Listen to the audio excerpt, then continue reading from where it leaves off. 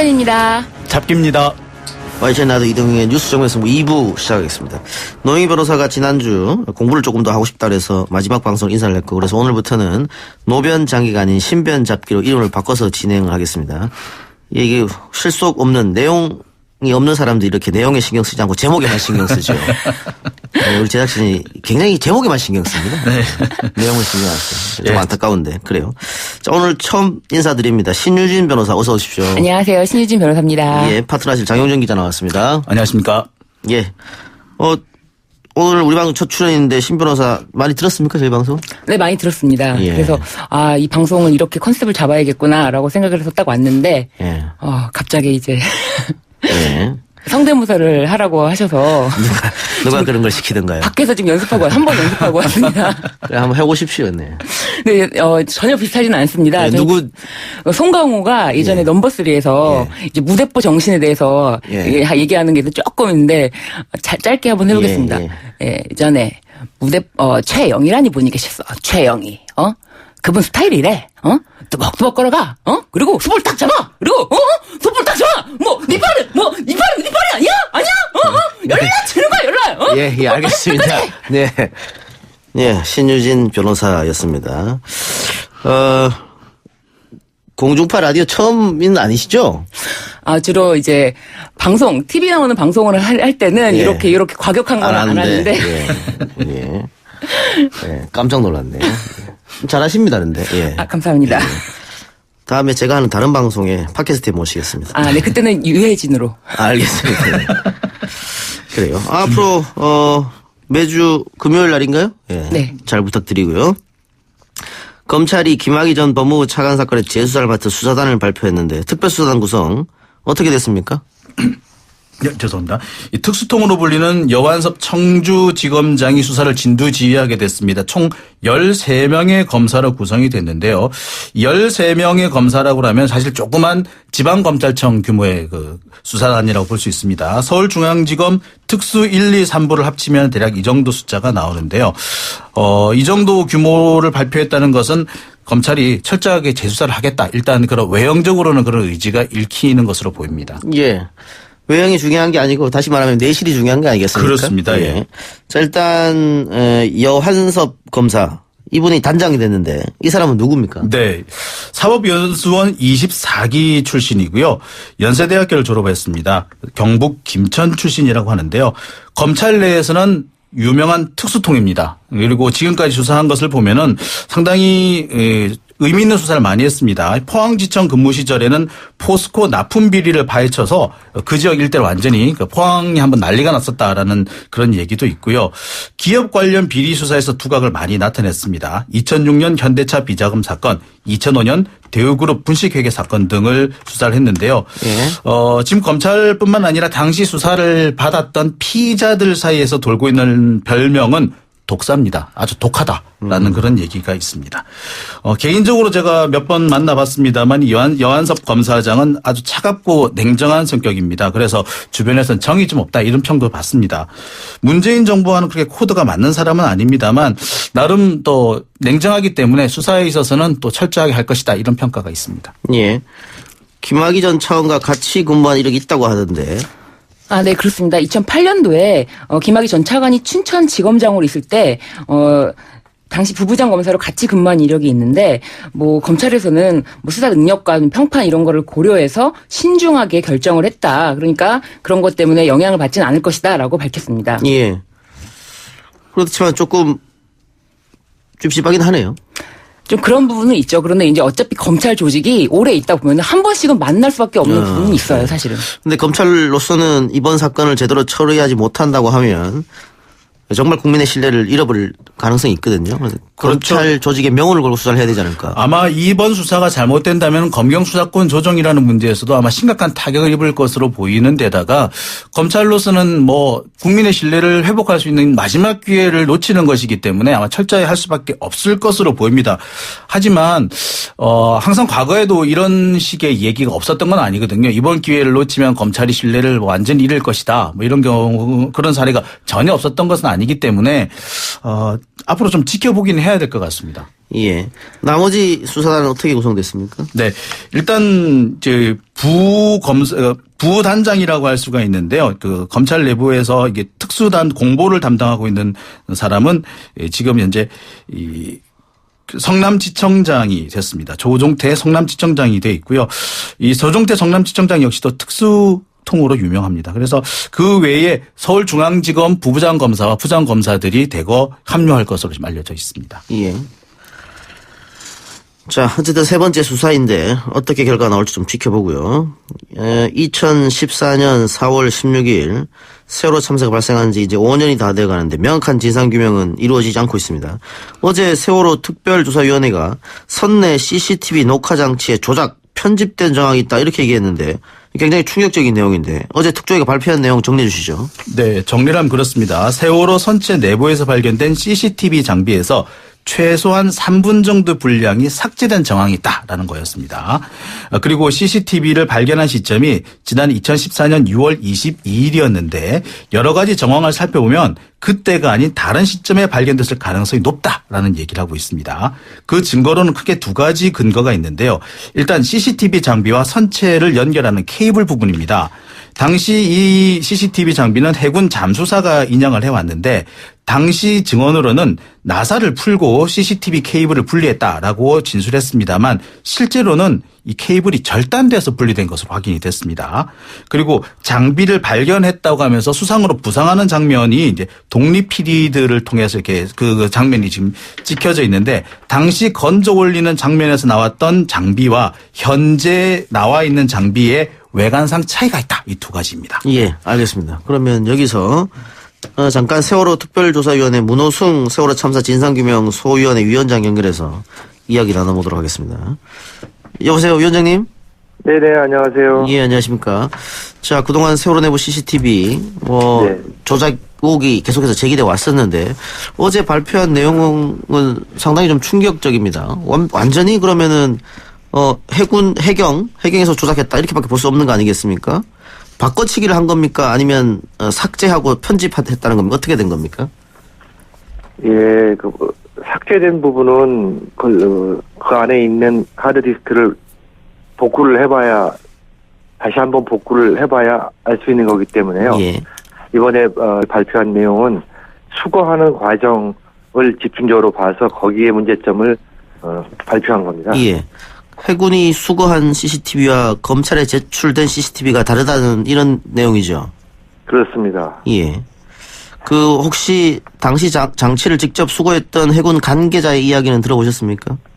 네, 조금 전에 말씀하신 것처럼 배 안에 들어가서 커넥터에 연결되어 있는 나사를 풀어서 수거해가지고 올라왔다 이렇게 얘기를 하고 있는데, 예. 커넥터는 발견되지 않았고요. 예. 선체 인양 후에 봤더니 그런 게 이상하고, 그 다음에 물속에서 수중 수색을 하고 발견을 하고 분리해서 운반을 했는데, 그 앞에 수중 수색을 하고 발견을 하고 분리하는 과정은 전혀 카메라에 잡히지 않았다는 것이 대단히 이상하고요. 예. 그 외에 다른 부분은 기억이 안 나는 걸로 또는 모른다는 답변을 계속 하기 때문에 저희들이 어제 급하게 중간 발표한 이유도 저희들이 이제 이런 여러 가지 물증이 있는데 그다음에 진술 부분에서는 계속 부인을 하고 예. 이러기 때문에 좀 더 보강할 수 있는 관계자들의 제보 이런 것들이 필요하다고 판단해서 어저께 급하게 발표를 했던 겁니다. 예. 그래서 긴급 중간 발표를 하셨군요. 네. 예. 그럼 지금으로서는 왜 바꿔치기 혹은 조작을 했는지 이유는 알 수가 없는 겁니까? 알 수가 없고 단순히 이제 지금 추정할 수 있는 것밖에 없는데요. 예. CCTV를 본다면 침몰의 원인, 그다음에 침몰 직후에 초기에 선원들이 어떻게 행동을 했고 구조를 했는지를 볼 수 있는 그런 장면들이 있을 거 아닙니까? 예. 근데 그게 이제 그런 거 그 중에 어느 부분을 숨기고 싶었다든지 예. 이런 의도가 있는 사람이 일찍 수거를 해서 예. 이게 다 이제 추정하는 겁니다. 예. 그래서 열어봤더니 어떤 상태더라. 이래서 예. 그걸 다시 넣으려니까 다시 바닷속에 들어가면 나중에 복구하는데 큰 지장이 생길 수 있기 때문에 그거는 별도로 육상에다 보관해 놓고 예. 가족들이 빨리 수거를 해달라고 요청을 하니까 6월 22일에 들어가서 다른 CCTV를 집어넣고 그걸 그냥 꺼내는 이런 작업을 하지 않았을까 이렇게 추정을 하고 있습니다. 혹시 어떤 장면을 삭제했다고 하면 복구는 가능할까요? 그거는 장담은 못하고요. 예. 네. 지금 열심히 분석하고 있는 중입니다. 복구 과정이 있습니다. 예. 조금 기다리시죠. 예. 일단 특조위 발표에 대해서 해군이 그날 수거한 DVR을 포함해 현장에서 수거한 모든 증거물을 입회한 관계관들이 확인한 가운데 해경으로 이관했다라고 하면서 조작 의혹에 대해서 반박했는데 어떤 생각이십니까?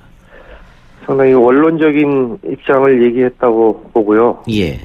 저희들이 제기한 의혹은 하나는 수중에서 직접 수거해오지 않았다는 이야기고 예. 두 번째는 육상으로 올라와서 그것이 바뀌었다 이런 얘기를 하고 있는데 해군의 입장은 뒤에 부분만 얘기를 하면서 물 안에서의 이야기는 빠져 있고 물 위에 올라와서도 해경한테 다 줬다까지만 얘기하는 원칙적인 입장이라고 봅니다. 예. 앞으로 조사 계획은 어떻습니까? 이제 저희들이 제보를 요청했고 제보 내부 규정에 의하면 최대 1억 원까지 보상금을 주거나 아니면 관련 연루가 된 사람 같은 경우에는 사면을 건의할 수 있도록 돼 있거든요. 예. 그래서 제보를 좀 더 받고 저희들이 조사할 내용들 약간 더 보완해서 수사기관 내 협조를 해나갈 생각입니다. 예. 제보는 그 세월호 참사 진상규명위원회 쪽으로 하면 되는 거죠. 그렇습니다. 예. 저희 홈페이지에 들어오시면 있고 전화도 가능하고 그렇습니다. 알겠습니다. 네. 저 또 다른 특이한 사항이 나오면 다시 한번 인터뷰하도록 하죠. 오늘 말씀 네. 감사합니다. 네네 감사합니다. 예. 지금까지 문호승 세월호 참사 진상규명 소위원회 위원장이었습니다. 자, 사실이라면 굉장히 좀 충격적인 사실인데요. 네. 그렇죠. 이게 지금까지 우리가 알고 있던 내용과는 완전히 다른 건데 그렇다면 정말로 방금 우리도 지금 추측밖에 할 수 없는 그런 상황인데 뭔가 있었기 때문에 지우려고 하지 않았나 뭐 이런 생각이 들어요. 사실 의심이 되는 부분은 그전부터 몇 가지 제기가 돼 있었습니다. 당시에 이제 그 선내에 있던 차량들의 블랙박스를 보면은 상당 시간 동안 침몰한 이후에도 계속 녹화가 되고 있었는데 왜 선내 CCTV는 그렇게 빨리 사고 직전에까지만 녹화가 됐을까? 왜 침몰한 직후 당시 상황에 대해서 전혀 내용이 없을까? 이런 부분에서 의문이 계속돼 왔었습니다. 근데 이 부분이 왜 중요하냐면은 구조 당시 상황이 빠져있기 때문에 그렇거든요. 그리고 당시 선내 상황이 어쨌는지가 모두 빠져 있는데 이게 사실 그 국가가 세월호 사건과 관련해서 배상을 하게 된 이유가 구조 부실 때문이라는 것 충분히 있었거든요. 따라서 국가의 책임을 인정하는 범위를 좌우할 수 있는 거기 때문에 상당히 좀 중요한 부분이 아닌가 싶습니다. 그래서 만약에 누군가에 의해서 이것이 삭제됐다면 숨겨야 할 만한 그만한 이유가 있었기 때문이 아닐까. 그렇게 뭐 조심스럽게 예. 좀 추측을 해봅니다. 이게 만약에 조작 정황이 사실 밝혀지면 사업적으로 어떤 처벌이 가능합니까?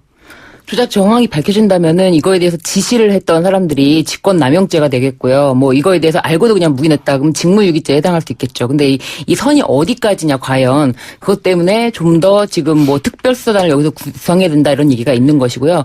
아니 왜 하필이면 선원들은 다 구조가 됐는데 왜 승객들은 구조를 하지 못했냐 그런 점에 대해서도 좀 조사가 많이 필요한데 그 3분이 없어서 알 수가 없는 거거든요. 그래서 그 3분을 좀 우리는 밝히고 싶다라는 그런 점이죠. 예.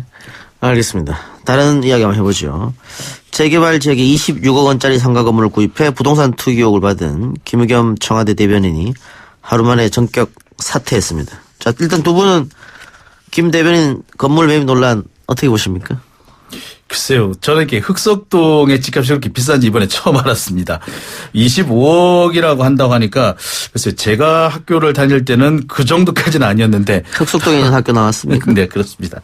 70평 정도가 25억이면은 글쎄 한 수년 전에 비해서 한 10배 이상 갑작스럽게 많이 올랐다는 얘기인데 그래서 일단 그것부터가 놀랬고요. 그다음에 또 한 가지는 뭐 이번 김의겸 대변인 사퇴 과정에서 좀 명확하게 따질 건 따지고 사퇴할 건 사퇴하고 이렇게 했어야 되는데 좀 따지는 것이 좀 부족하지 않느냐는 생각이 듭니다.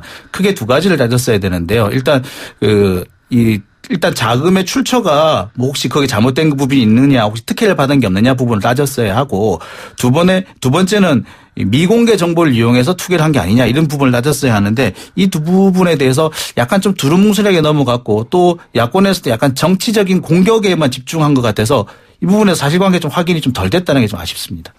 저는 개인적으로 청와대 대변인이신데 본인에 대한 얘기를 할 때 의견을 제시할 때 좀 많이 치밀하지는 못했다. 예. 그런 점이 참 의아해요. 어떻게 청와대 대변인 하시는 분이면은 가장 이렇게 말을 잘해야 되는 거 아닌가요? 근데 예. 본인의 말은 처음에는 나는 30년간 결혼 30년간 집이 없어서 집을 마련했다라고 했는데 또 이제 오늘 발표한 거 보니까 아내가 예. 모든 것을 결정했고 내가 알았을 땐 이미 돌이킬 수가 없었다.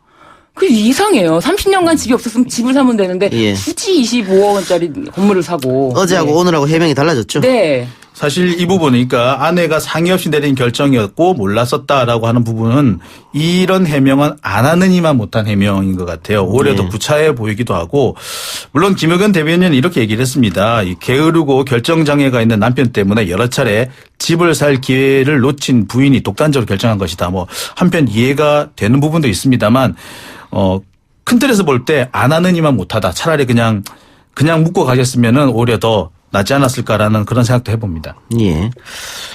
그리고 많은 분들이 좀 안타까워하는 것은 지금 문재인 정부의 부동산 기조가 부동산을 통해서 경기 부양을 하려고 하는 게 아니잖아요. 네, 그렇죠. 예. 그러고 아까 우리 김현미 장관 오프닝에서 얘기해줬습니다만 부동산이라고 하고 집이라고 하는 것은 재산 증식의 수단이 아니고 정말 사는 곳 내가 이 기조를 하고 있는데 대변인이 그걸 지키지 않은 것 아니냐. 그리고 문재인 정부의 부동산 정책이 바뀌면서 돈 빌리기가 상당히 어려워졌거든요. 네. GTI, LTV 때문에. 네. 그런데 지금 김 대변인이 집을 살 때는 바로 그 전이었단 말이죠. 그렇죠. 이런 점이 이제 비판받을 지점이라고 생각하고요. 다만 야권에서는 이번 일을 두고 대통령까지 사과해야 된다 이렇게 얘기하면서 민경욱 의원 같은 경우에도 굉장히 비판하고 또 박덕흠 의원 또 나경원 의원 이런 분들이 엄청 비난을 가세했는데 글쎄요. 박덕흠 의원 같은 경우에도 부동산만 전국에 한 200억 정도 있다고 그러고 나경원 의원 같은 경우에도 한 40억 정도 부동산 또 건물 양도에서 시세 차익도 굉장히 많이 봤던 본인들 입장에서는 그렇게 다른 사람은 부동산 투기라고 비판할 수 있는 그런 입장이 아닌 것 같은데요. 네. 사실 그래서 네. 이 기회에 네. 고위공직자들, 국회의원들 투기에 대해서 더 한번 이야기해보자. 그런 이런 얘기도 있는 것 얘기도 같아요. 나올 필요도 있을 것 같아요. 사실 제 같은 입장에서 보자면은 너무 꿈 같은 얘기들이라서 흑석동에 그렇게 제가 자주 들락거렸습니다만 이렇게 시세 차익이 많이 나는 그런 건물인지 몰랐네요. 네.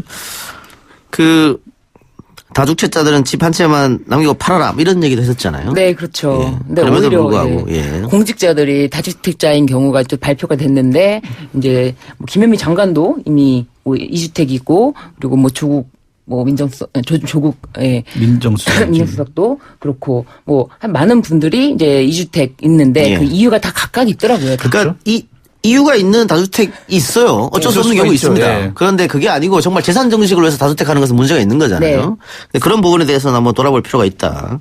지금 자유한국당에서 굉장히 여권을 맹공격하고 있는데 황교안 대표도 다주택자 아닙니까?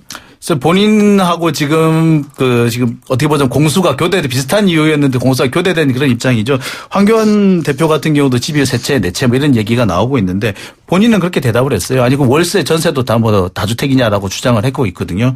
근데 똑같은 얘기가 지금 반복되고 있는 것 같아서 조금 그렇습니다. 예. 어쨌든 사의를 표명했고 아직 사표 수리는 안 된 거죠?